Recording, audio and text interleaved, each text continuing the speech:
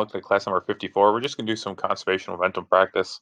And the do now was to think of a situation where an astronaut is floating away from the International Space Station and she needs to get back somehow. She can't just walk back or swim through space.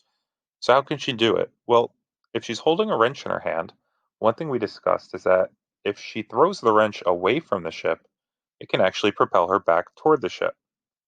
There's a couple reasons for that. First is the conservation of momentum, and we'll look at how that works later on in class today.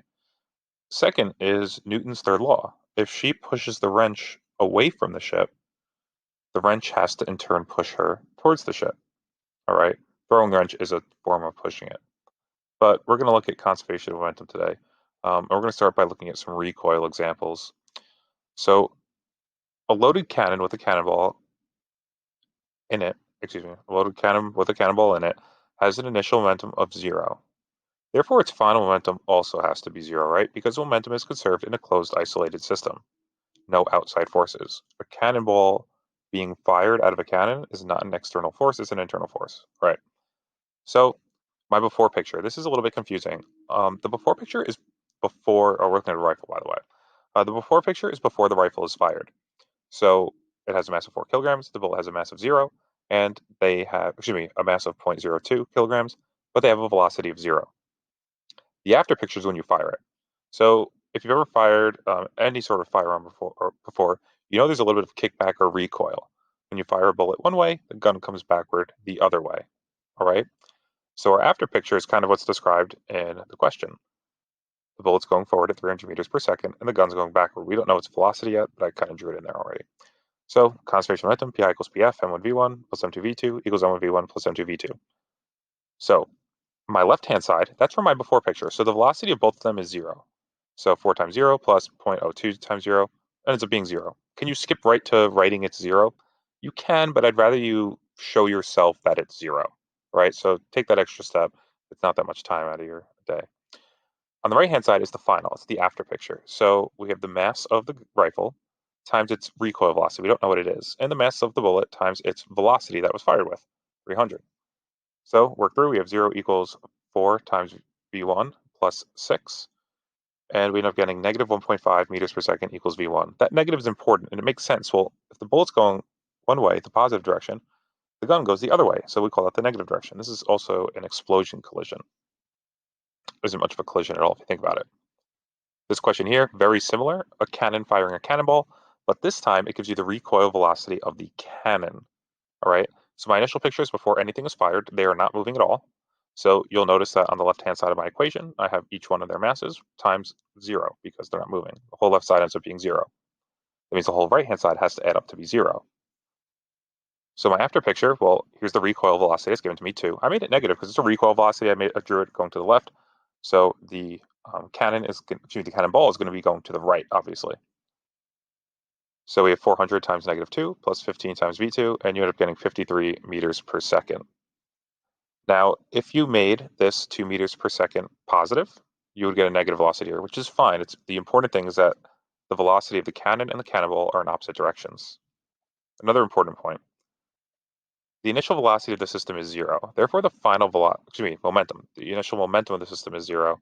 Therefore, the final momentum has to be 0 as well. You might be saying to yourself, how's the momentum 0? These two objects are moving. They have momentum. They do have momentum, but one has positive momentum, one has negative momentum. So therefore, when you add them together, they cancel out. It's kind of like when the net force is 0. If you have a positive force one way and a negative force the other way, they could potentially cancel each other out. All right, so here we have an inelastic collision. We have two hockey players going toward each other, and they bump into each other and they stick together, whether they grab onto each other or whatever. Question is, how fast are they moving after the collision? So here's my initial picture. 87 kilogram player going 3 meters per second, 97 kilogram player going negative 2 meters per second because he's going the other way. Doesn't matter which one you make negative, but it will affect your final answer, meaning it'll change the sign of your final answer. So we start with initial momentum equals final momentum. M1v1 plus M2v2 equals M1v1 plus M2v2. So I look at my before picture, I take those masses and velocities, plug them into the left-hand side here.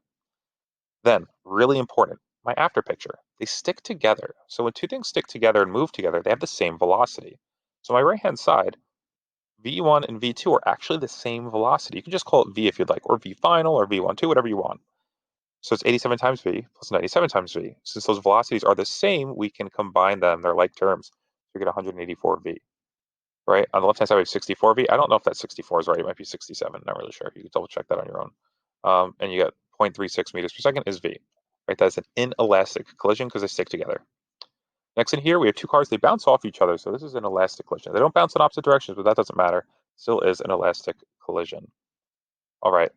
So my before picture, I have a 2,000 kilogram car going 20 meters per second to the right and a 1,000 kilogram car that is stationary. They bump into each other. The 2,000 kilogram car is still going the same way, but now it's only going 6.67 meters per second. It gave some of its momentum to the 1,000 kilogram car. We're looking for the momentum of the 1,000 kilogram car. So we start the same way, same two lines as we've been using all day. So we have, let's see, go to your before picture. You take those masses and velocities, throw them right in here.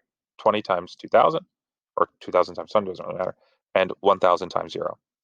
Then you go to your after picture, throw those values in. So we have 2,000 times 6.67, and we have 1,000 times V2. Work through your algebra, and you should get 26.6 repeating meters per second.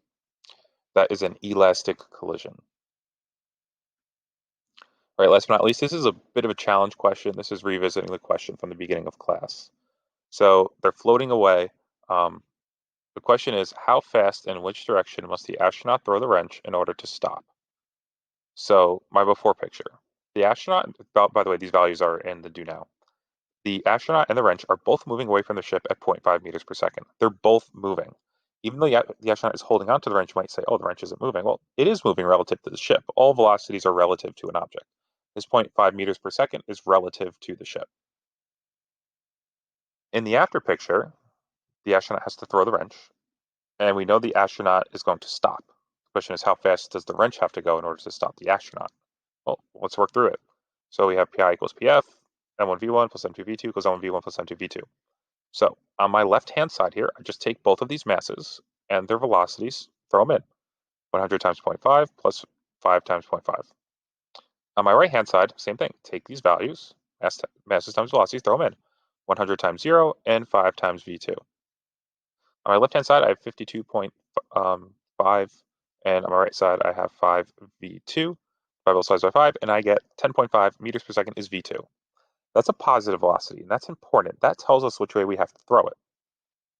So she has to throw it away from the ship. Okay, does that make sense to you that if you're floating away from the ship, you want to get back to the ship, you throw the wrench away from the ship, it'll send you back the other way. In this case, it's just stopping her. But if she threw it faster, it could send her backward towards the ship.